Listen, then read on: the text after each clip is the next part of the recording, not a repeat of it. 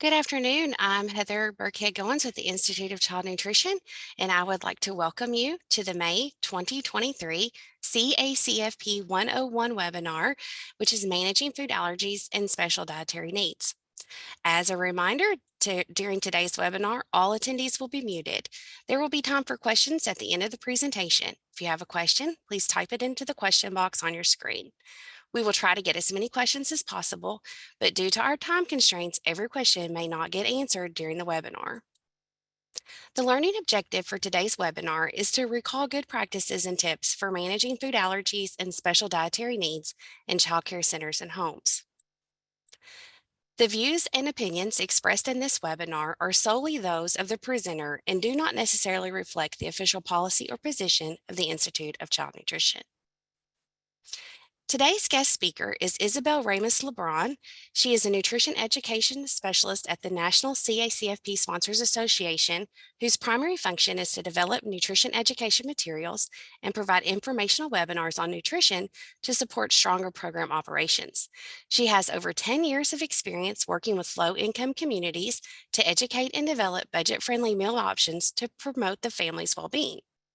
Prior to working with NCA, Isabel was employed at her local food bank to manage the nutrition education team, as well as develop child nutrition program menus dealing with various allergies and food preferences. Isabel has an MS in nutritional science and is a registered dietitian and nutritionist. She believes that all children and adults should have access to balanced nutritional foods to aid in childhood development and adult health in the long term.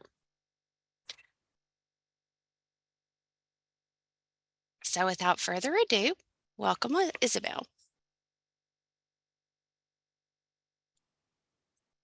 All right, thank you so much, Heather, for the warm welcome. And hi, everybody. So excited to be here today, an honor to be here. So today we are covering managing food allergies and special dietary needs. And again, my name is Isabel Ramos-Lebron. I am the nutrition education specialist at the National CACFP Sponsors Association. So let's go over the basics. Since I know we're short on time, I want to definitely make sure we cover a lot of information today. So what is a meal modification? Simply put, a meal modification is a request given by a licensed physician, parent, or caregiver to provide an alternative food or foods than what is on your CACFP menu. Whether or not you need to accommodate this request depends on a few things, which we will discuss in the next several slides. When a medical statement is provided and the licensed medical professional is requesting that the child or adult receive a meal modification, it is required by CACFP operators to comply. A disability could be attributed to a physical and/or mental impairment in which the individual cannot consume certain foods as they are presented in your CACFP menu.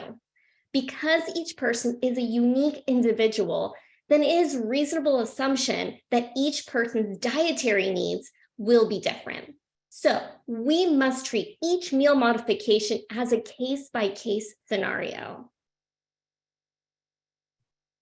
Here are a few examples of disabilities in relation to food.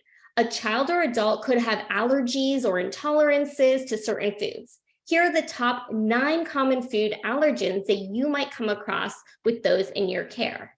Those are milk, wheat, egg, soybeans, tree nuts, peanuts, fish, shellfish, and sesame. I know that's a lot of ones to remember. Just keep in mind, sesame is new. It just happened in 2013 on January 1st. It made the top food allergens. And so that's a really important one to know. I'm sure you've come across this already. If you have children in your care, this allergen is quite common.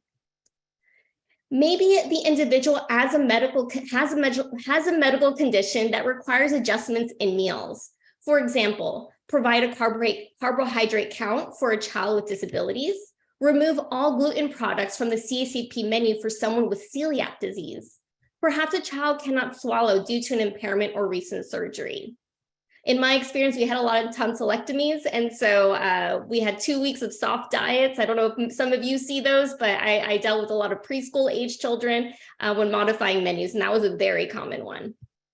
Okay, let's do a fun poll together. This will help me understand more about children or adults that are in your care. What disability or impairment do you encounter when feeding within the CACFP meal pattern? Okay, and there's the poll. So go ahead. Is it food allergies, food intolerances, medical conditions, swallowing or eating impairments? Now you can choose more than one of those responses. So go ahead, choose all that apply to you. What disabilities or impairments do you encounter when feeding within the CACFP meal pattern? I'll tell you, I know for me, I've had to modify menus for over 2,000 children, and we dealt with all of these. And so I would check mark all of them. But which ones do you specifically encounter in your center or family childcare home? Okay, we're going to let that go for just a minute, and we're going to go ahead and see those results in just a few seconds. But what disabilities or impairments do you encounter when feeding those in your care? All right, so it looks like food allergies has made the top of the charts. 89% of you have said that. Food intolerances, 62%, medical conditions at 40%, and then swallowing or eating impairments at 25%. So a little bit across the board. So we're going to cover a little bit of all of this in today's presentation. When a meal modification is requested, you must first categorize what type of request it is.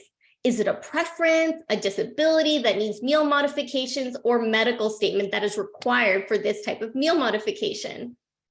For example, a preference would be that the parent or guardian provides a written request for their child to only be served plant-based foods because they're vegetarian. If the center or daycare home can accommodate this request, it is encouraged. A disability like type 1 diabetes or fish allergy, where you can modify foods that follow the CACFP meal pattern, will need a written dietary request from a parent or guardian. Now, if you feel that you need a medical statement because you're truly unsure about how to modify the meals to ensure the safety of the participant, you can request a medical statement. But keep in mind one word: equity. Some parents or caregivers may not be able to afford to go to the doctor just to get a medical statement. So consult this with your state agency for any policies regarding requirements on medical statements. Now, if there is a disability that will not be in compliance with the CACFP meal pattern, then a medical statement is needed. For example, if a child can only be served almond milk, programs must offer reasonable dietary accommodations, but you must have that medical statement in order for it to be reimbursable in the CACFP. The safety of the child or adult needing a meal modification due to a disability is your #1 priority. And I know all of you are always thinking about your children and those in your care. Therefore, a medical statement that is written by a state licensed healthcare professional is required. Sometimes when you are providing a meal modification, the foods being served do not follow the CACFP meal pattern. This is okay, as long as you have a medical statement indicating what foods cannot be served or need to be provided, you can receive reimbursement. You don't need a full medical history, as that would be a violation of HIPAA, but the site does need enough information to understand the individual's physical or mental impairment and how this impairment restricts the person's diet in a medical statement. The licensed healthcare provider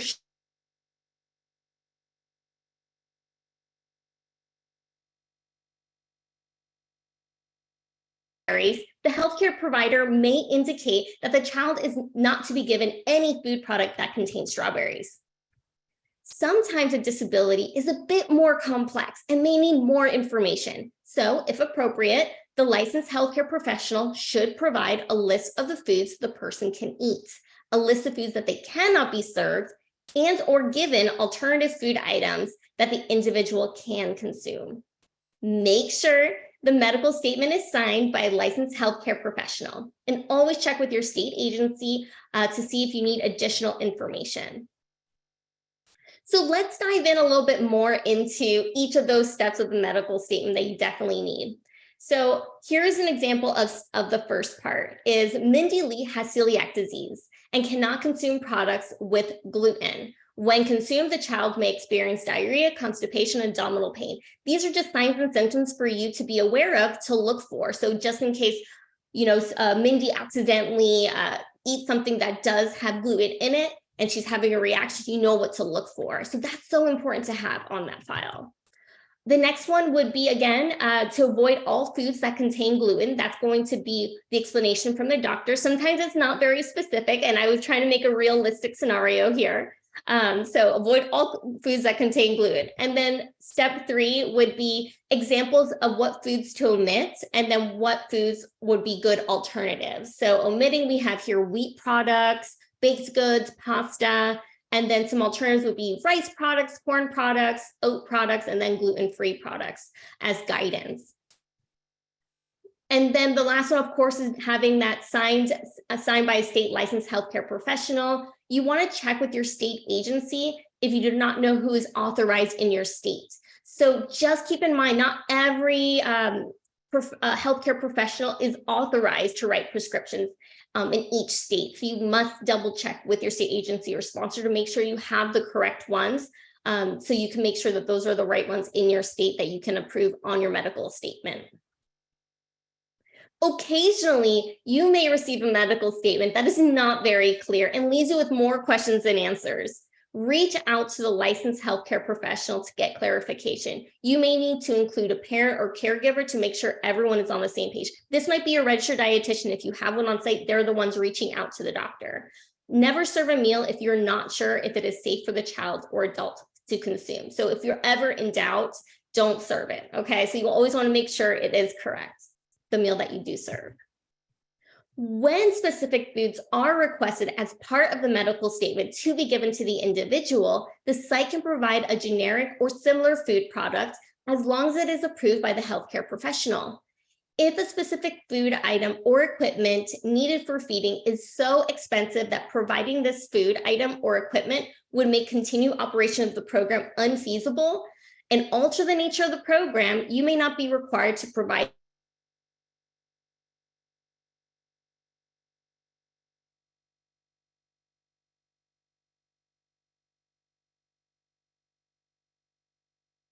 as we always want to feed an individual. I'll say that last sentence. I think I did lose y'all for a second. So, however, it is always recommended to first consult with your state agency and FNS. You are encouraged to first find an alternative approach as we always want to feed an individual. All right, here's your next poll question for you. Can meal modifications be given to children without a disability or medical statements? What do you think? Yes or no? Can meal modifications be given to children without a disability or medical statement? So what do you think? So if they don't have a disability, there's no medical statement on file, can they be given a meal modification if it's 100% compliant in the CACFP meal pattern? Is that possible? Is that a yes or a no? You're not sure. And we only have yes or no, so do your best. Whatever you think the answer is, we'll share that answer on the next slide so that you are aware. But can meal modifications be given to children without a disability or medical statement? Yes or no? Okay, and we'll go ahead and share those results. So 61% of you said yes, the other part said no. So let's go ahead and talk about it, because I think I know why some of you said no. So the answer is yes, but okay, so CACFP sponsors may choose to accommodate requests related to a disability or parent's preference that are not supported by a medical statement, as long as it can be accomplished within the CACFP meal pattern. These are reimbursable. For example, parent requests a vegetarian diet for their child. This can be met following a CACFP meal pattern. Work with the parent caregiver to make those accommodations if you can. So if it meets within the CACFP meal pattern, yes. If it does not, then yes, a medical statement is required. But could you modify meals? Absolutely, as long as they fit within the CACFP meal pattern. Now that we have covered when to accommodate meal modifications, let's talk about point of service when providing these modified meals and how a site can do this. Even though a CACFP operator is giving a modified meal to a child, we would still want to promote inclusivity by having the child or adult sit with their peers in a congregate setting. For example, a child may not be excluded from the area where meals are served and required to sit in another room during the meal service. This is not an appropriate or reasonable modification. There is an exception to this rule when it comes to severe food allergies. A site may have a separate table in the same room to reduce exposure to the allergen. Sites are encouraged to consider becoming an allergy-free site when a specific food allergen can cause severe harm to a child, like a site becoming peanut-free or nut-free. This will then allow children or adults to be able to sit together and not feel excluded. Some challenges you might face during meal service or when you're purchasing food items or dealing with other things are unclear medical statements, managing multiple food allergies, because sometimes children don't just come with one allergy, they're coming with 3 or 4 at you, and you're trying to modify your meal that way. Also, new unfamiliar meal accommodation requested too. So if you're new to gluten-free, what does that mean? That would be something that's unfamiliar, and education would then be required beyond just maybe that medical statement.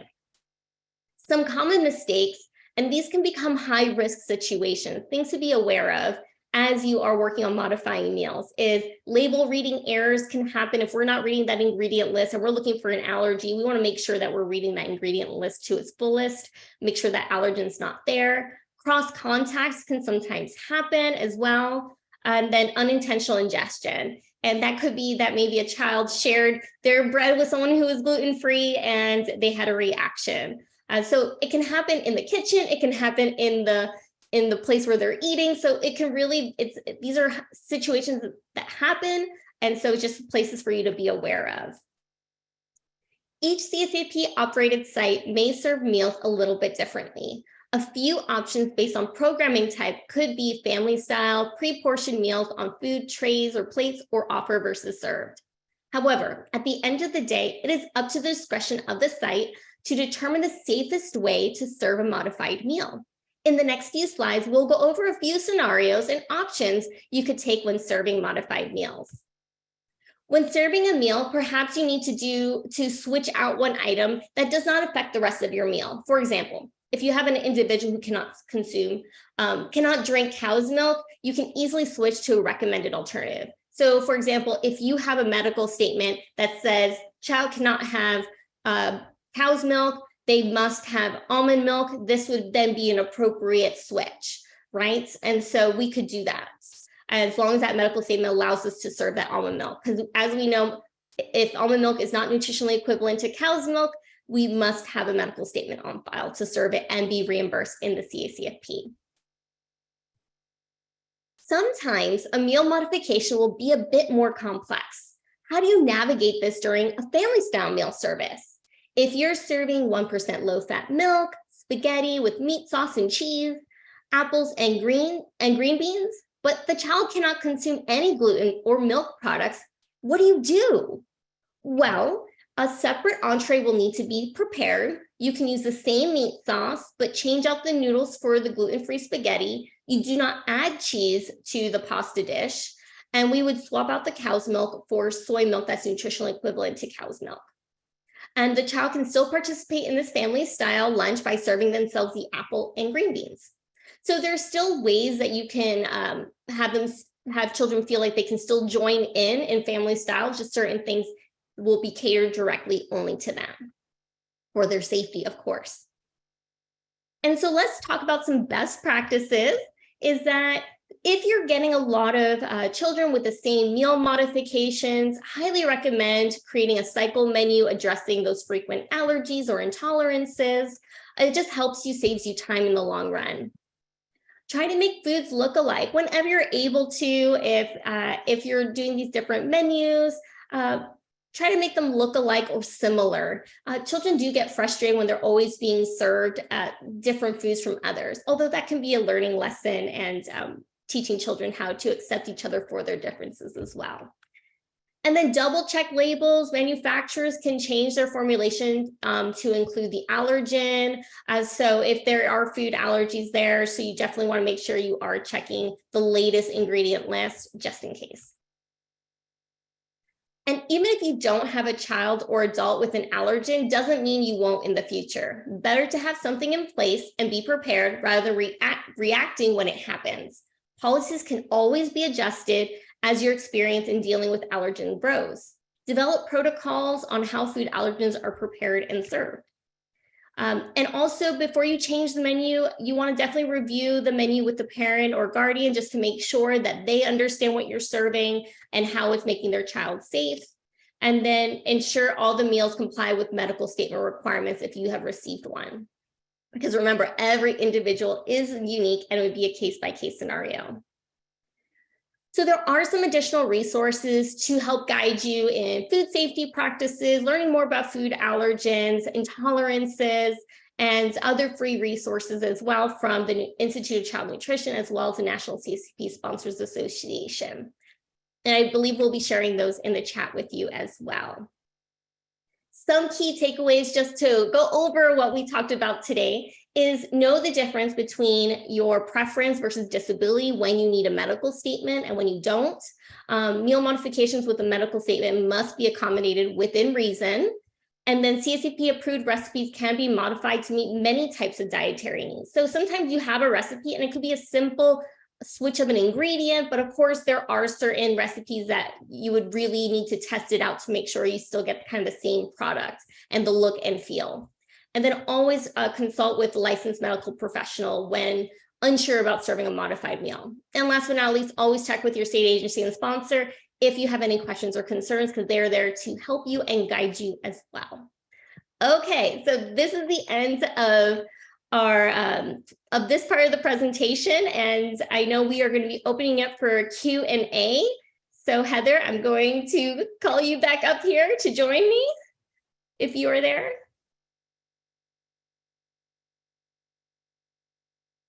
All right, Heather, are you there?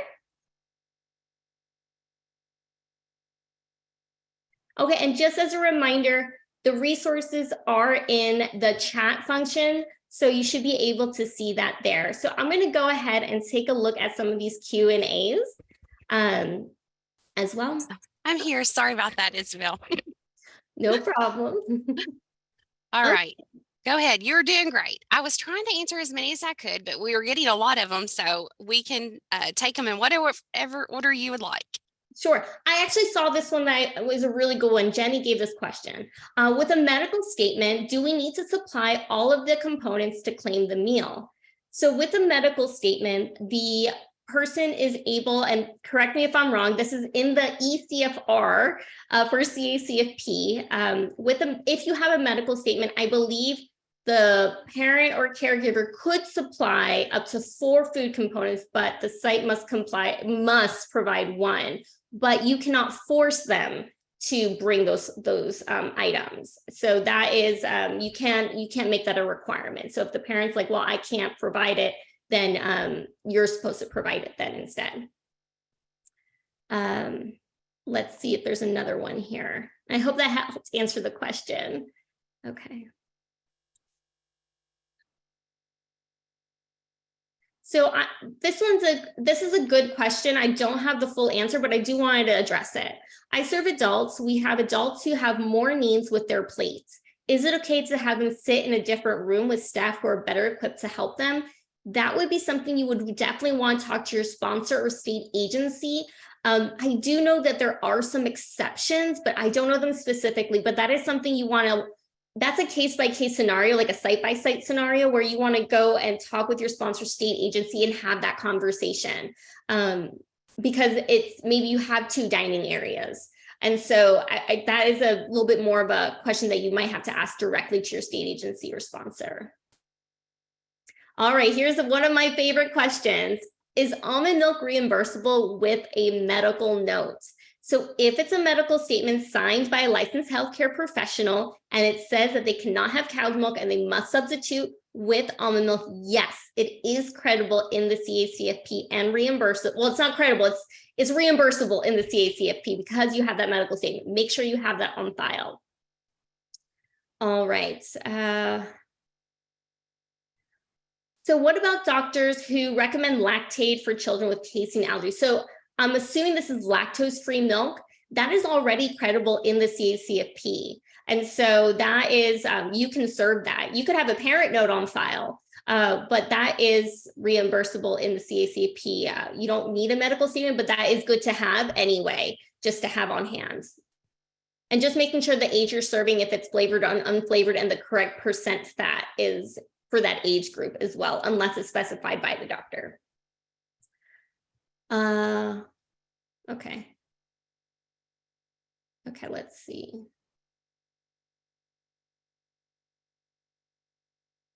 Okay.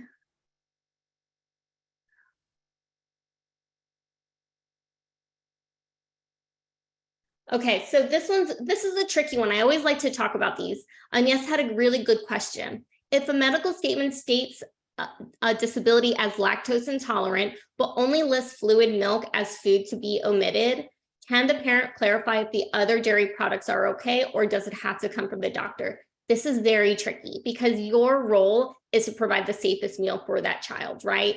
So you might have to ask the parent to go back to the doctor and just get that clarification. If you have an RD who is on staff, that they might be able to reach out to the doctor as well to help get that clarification. I always hesitate to say go to the parent. You can have that conversation with the parent, but maybe they misunderstood something from the doctor. So it's always important to go talk to get clarification from the healthcare professional. Okay. Okay, so Dawn had a really good question, and this is actually not the first time I've heard this one, so this is really good. So what about juice or water as a non-dairy substitute for an allergy? We have been getting those requests this year. If a medical statement clearly states they cannot have cow's milk, they cannot have any other milk substitutes, so they can't have almond milk, soy milk, or any of those other ones, and they must be served juice or they must be served water. It has to be very clearly defined on that medical statement. It can be reimbursable in the CACFP. I would definitely double check with your sponsor and state agency, but it's always important to always talk and ask those questions to them as well, just to make sure. But if it's on that medical statement and it is signed by a licensed healthcare professional, state recognized licensed healthcare professional, it should be reimbursable. All right, let's see.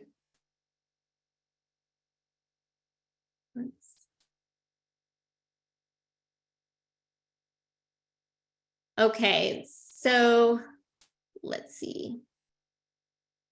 So Leah asked a question, more of a statement, but I think there was a question in here too.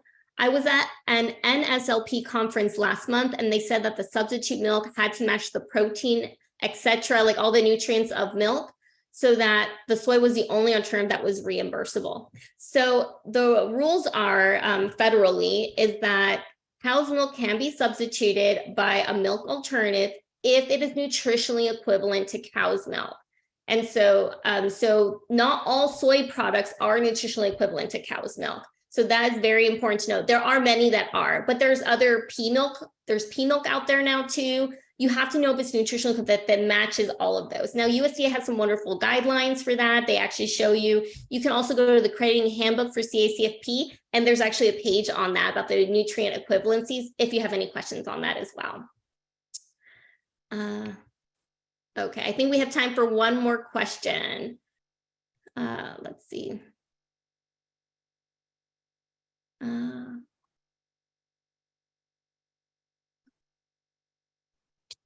Isabel, if I may, there was one question that maybe it looks like it's been upvoted. It was if a new student says they verbally have a food allergy, but you don't have a medical statement form yet, can you give a meal modification until the form is received? Okay, this is a great question. We did have, this question does show up a lot as well, is that you definitely want to talk to your sponsor state agency. I would email them immediately. You don't want to serve them something that they're allergic to, right? Their safety is their main concern. And so you could serve a meal modification, but you do need to have that medical statement within it depends on your sponsor stage what their rules are of how long in between. So if you don't get it for 6 months, that may not be appropriate. But if they're saying, oh, you need it in 1 to 2 weeks, so you can get reimbursed, and that might be the case. So it's a state by state scenario, but you definitely don't want to serve something children are allergic to. So I believe, yes, you can serve it, but you must get that medical statement on file if it's not reimbursable in the CACFP already. Okay, I think that's all the time we have. Thank you, Isabel. That was very informative. Thank you for sharing your expertise with us. And thanks to all of you all for joining us today. This concludes today's webinar. I hope you guys have a super fantastic day.